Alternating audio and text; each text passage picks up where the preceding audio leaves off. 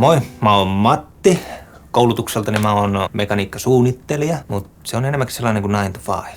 Mä haluaisin ajatella itsestäni enemmän runoilijana ja biisin tekijänä. Trubaduris henkinen herkkä sielu.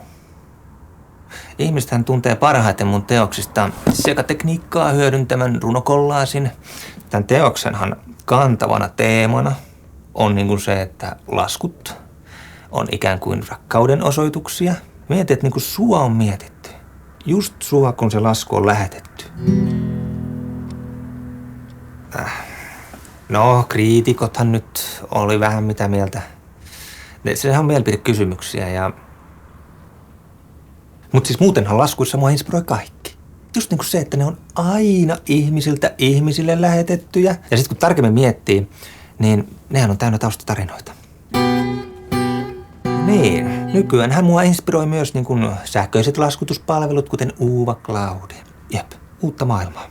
Et siis Cloudi on pilvi, niin tässä nämä ihmiset ja laskut kohtaa pilven reunalla. Se menee semmoinen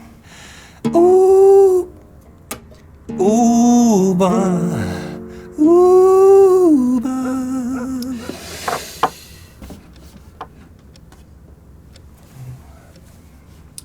Just